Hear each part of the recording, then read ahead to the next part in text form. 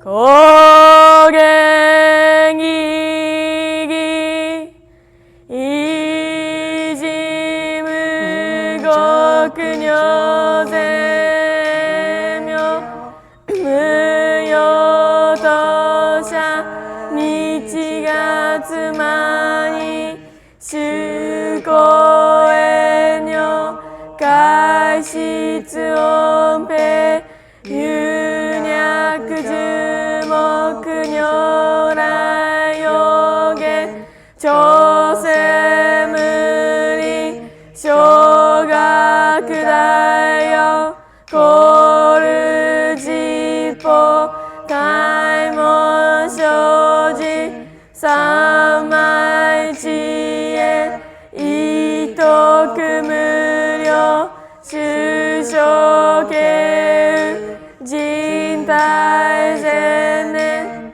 小仏崩壊愚人寺の空語外体無名欲ぬ生存読む人の死死人徳無力君古来知恵人名光明一層神道大戦官が差物在所法可動生じ未不下脱不正上位解任生じ尿税三昧知恵以上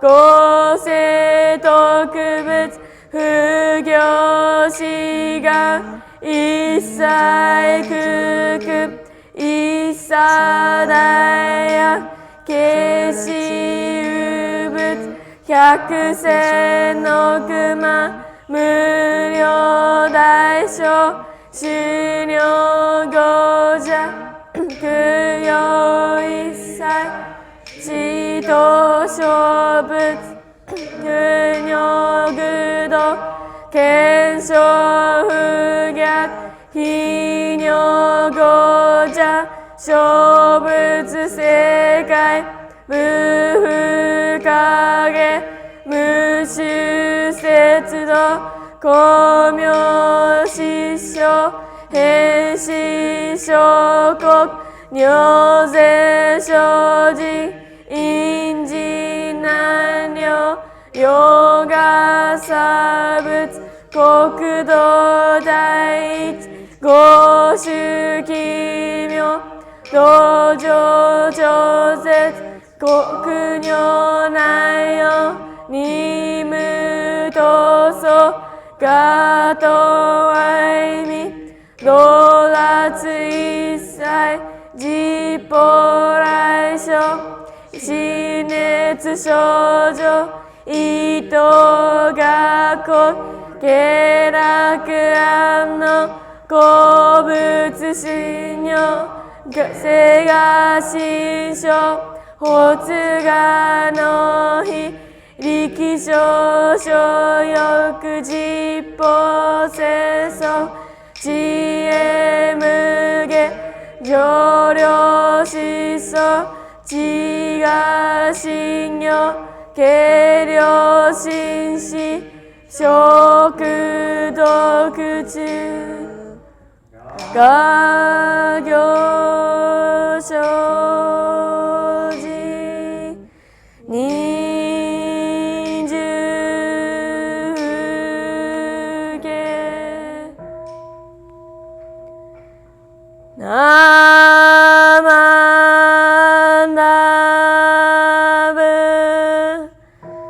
ナマンダブナマンダブナマンダブナマンダ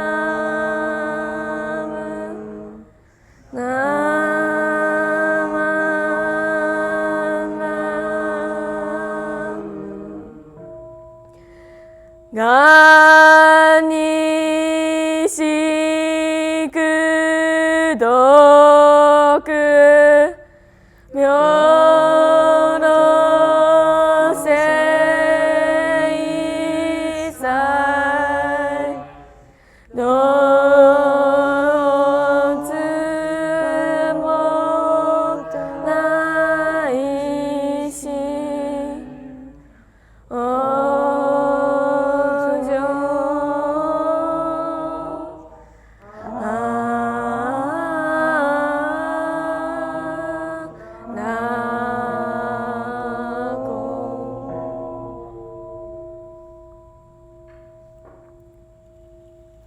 ナマンダーサマスナマンダーサマンダーサマンダーサマンダーサマンダー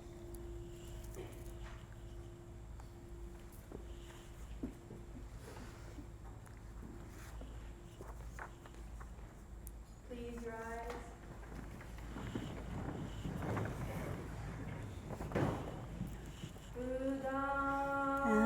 Sarana Akuchikami Taman sarana gacchami Sanghan sarana gacchami. Fortunate is it to be born into human life. Now we are living it. Rare is it to encounter the teachings of the Buddha. Now we hear it. If we do not seek the truth of the Dharma in this life, in what life shall we find it? Let us reverently take refuge in the three treasures of the truth. I take refuge in Buddha.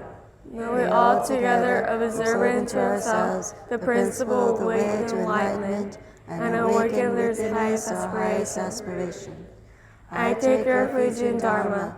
May we all together be submerged and adapt to the Dharma and gain wisdom as deep as the ocean. I take refuge in Sangha.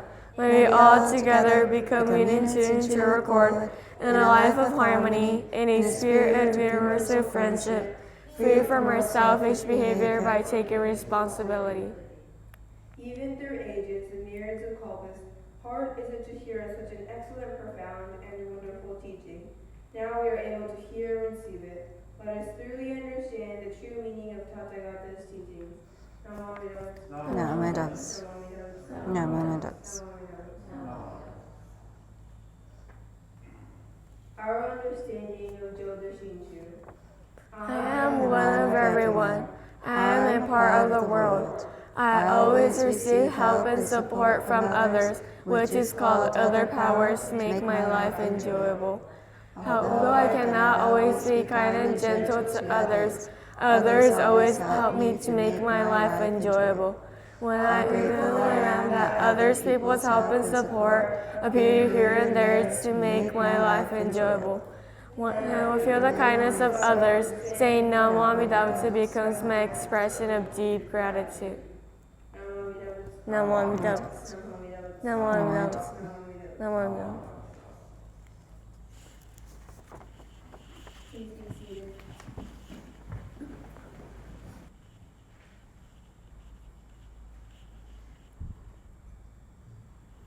Okay, sorry. Okay. As Reverend Ka said, I'm Kim Nishimoto. I'm one of the Dharma school teachers here, and I'm usually a lot more comfortable in front of 4 and 5-year-olds in my classroom than in front of adults. But one of my experiences in Clovis was being chairperson, and so that kind of prepared me for public speaking, even though it's not something I'm really comfortable with. So as Reverend Ka said, I didn't grow up attending the Fresno Betsuin every week. I attended the Clovis Community Church, which was a branch of the Betsuin. When I was growing up, every smaller town kind of had their own temple. We had one Clovis, Fowler, Kingsburg, Parlier. And so most Sundays, that's where I attended. And the Clovis Community Church was small and simple. It was a single cinder block building that was shared by the Japanese Christians and Japanese Buddhists in Clovis. And it was started by some of the founding families in Clovis. If you're familiar with Clovis history, the Ikedas, Hai and Fumio Ikeda, Ted and Yoshito Takahashi were the founders, and they kind of were the fathers of our community in Clovis.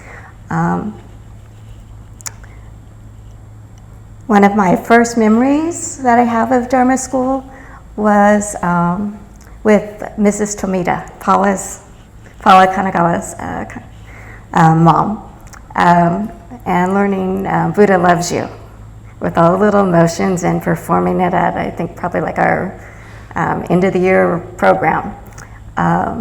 So that was one of my first memories of Dharma school. Everyone there it was like a family, so everyone referred to themselves as auntie and uncle. We called all the adults at our church auntie and uncle. So it's just like one big family. And so I grew up with this huge extended family. At that time there was only one minister for the whole Central Valley. So most Sundays we didn't have a minister for our services. So probably 3 out of 4 Sundays was like a lay service. We had lay speakers. We had Uncle Mas Yamamoto, Gordon Misaki giving our Dharma talks, and all the Dharma school students participated. We had the younger children did the flower offering. The older children would do the readings of the Golden Chain, the 3 treasures. The senior class was responsible for opening the Obutsudan and closing it at the end of service. We didn't have a full Obutsudan like this. We had just like a family size Obutsudan that the Ikeda family purchased for the church. Even though they were now Christian, their family did have some Buddhist roots. And so they understood the importance of having an Obutsudan in the building that we shared. And so there was always that family Obutsudan there. And I think one of the daughters, Maggie, has kept that Obutsudan that used to be in Clovis. And she said it was because even though she was Christian down the road, she didn't know maybe one of her kids or her grandkids would be Buddhist and they would want that. So it's being kept safely.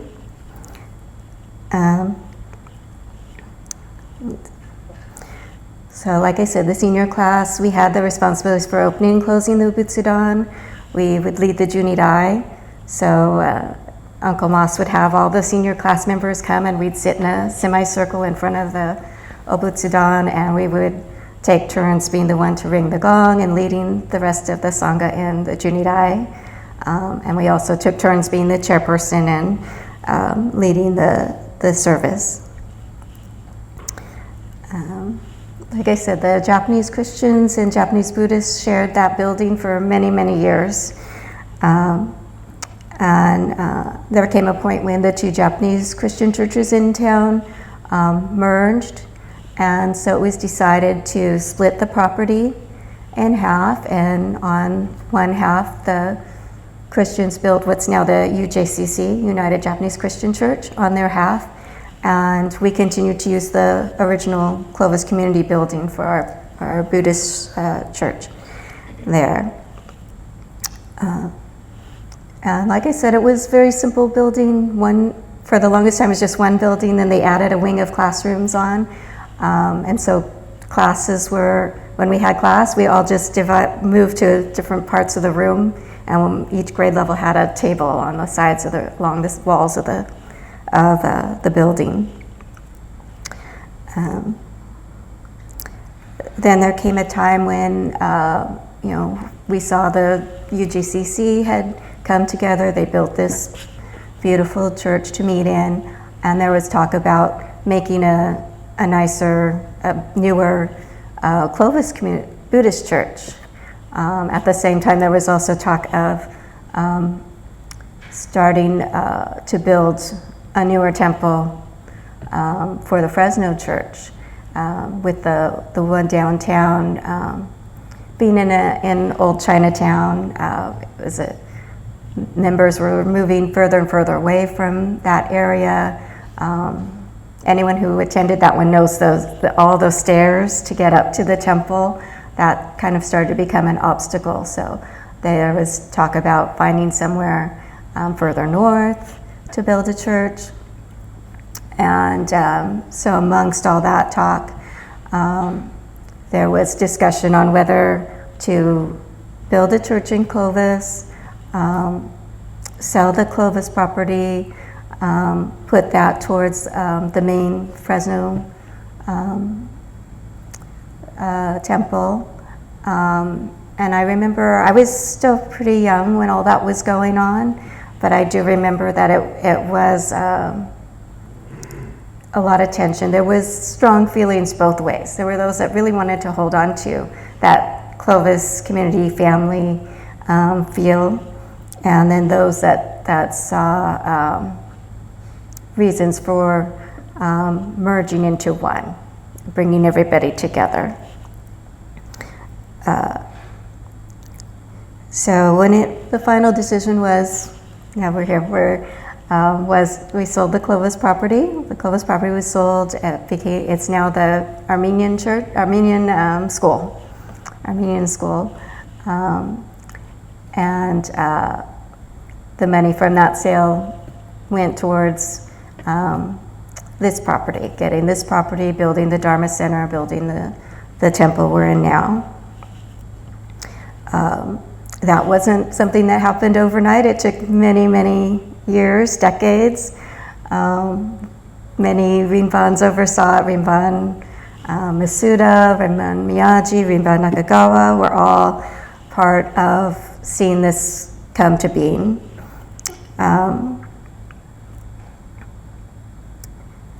It was, selling the temple downtown was a difficult thing too, because it had such a historic significance and meaning. But it was a building that was not getting used, just because of the physicality of it. The location and the stairs were becoming big obstacles. So, like I said, I started in Clovis as a student. When I graduated high school, I went to Fresno State. They knew I was going to become a teacher, so they said, why don't you become a Dharma school teacher? You can start teaching. And our mom had been a preschool teacher as well at the Dharma school, and so I think I started out helping Cynthia Tsukamoto, Auntie Cynthia, with I think it was like a 4th grade, 5th grade class. And then when my mom retired from teaching Dharma school, my sister and I took over her position in teaching preschool, kindergarten, 1st grade at the Dharma school. When the Clovis church closed, I moved over here, continued being the Dharma school teacher. There were those that felt strongly and didn't make the move to Fresno. There were those that went back to their community, their family community, if they had ties to Kingsburg or Fowler, Parlier, chose to continue to attend those smaller churches.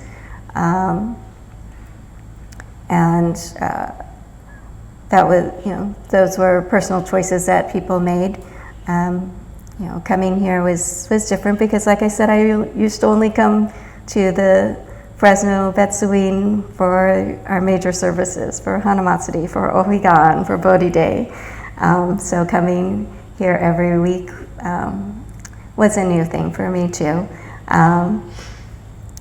But again, it was just another extension of our Sangha, our family. And I've been here this whole since I was a child attending Dharma school, and I've seen lots of changes. I've seen it go from when I was in junior YBA, it was fairly small. Most of our activities were local and just with other Valley junior YBAs. At that time, every temple still had their own junior YBA. We had a Fowler, we had Clovis, we had Parlier, Kingsburg. Everybody had their own junior YBA, and then we would get together and do things as a CC or Central Cal YBA. When my own kids were in high school, it was much larger. They did a lot more activities. They traveled to conferences and volleyball tournaments and things, and were a lot more active. Since they've graduated, I know the numbers have gone down again. My nieces are in junior YBA, and now a lot of the smaller temples have closed, and there's just a CC junior YBA. Central Cal, which anybody in the Central Cal Valley, Central California Valley attends and is a member of the CC junior YBA. So I've kind of seen the whole ebb and flow of the church from a child's perspective and now as an adult perspective. And I've seen lots of ministers come through, and I've been able to take something from each of them that I've had the opportunity to hear and meet. I remember, Reverend Fujimoto, he was one of the first ones to kind of make it a little more informal for me, more casual. When he came in, he said, "I want you to call me Reverend Ken, not Reverend Fujimoto." And he sort of brought himself, not where the minister was up here, but was more at our level, and we called him Reverend Ken. Reverend Carol, seen a female minister. She was one of the first female ministers I remember seeing, so that made an impact on me as well. Reverend John Iwahara, he's going to be our guest speaker next month. He would come to Clovis with his tennis shoes under his robe and then play hoops with the kids after Dharma school in the back. So just those kind of connections. Reverend Rai and Gato's Corner, talking about his cat and bringing his cat in to his Dharma lessons.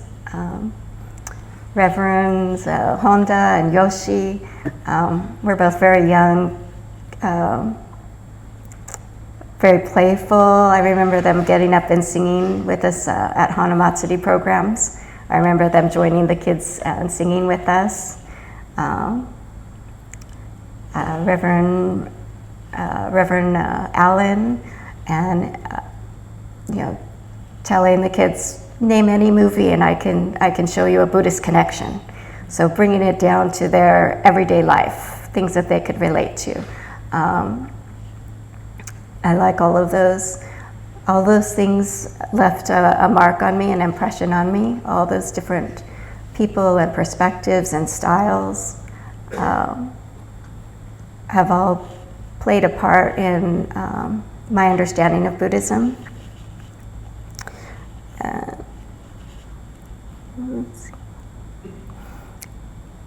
And then Reverend Kaz had asked me why, when I explained how much closely the Japanese Christian and Japanese Buddhist community was in Clovis, how we did so many things together. Families intermarried. We did so many activities and year-end dinners, celebrations with Santa Claus. Being Santa Claus. The Clovis JCL scholarship shrimp dinner. That was all of the Clovis community, Japanese and Christians working together. And he said, how come with all those experiences, there were families that did join the UJCC when their families intermarried. And or those things, or just chose later on to switch churches. He says, why didn't you ever want to switch? And I had never really thought about it that way till he asked me. But I guess that, even growing up with that, and that mutual respect and love and feeling that we were all one family, there was never that feel like one side trying to draw the other to their side or their church. And I never felt anything like that. And what I've gained and still get from Buddhism and the teachings of impermanence and interdependence, those kinds of things, gratitude and compassion, are all things that I personally relate to my everyday life, and that's what speaks to me and continues to speak to me.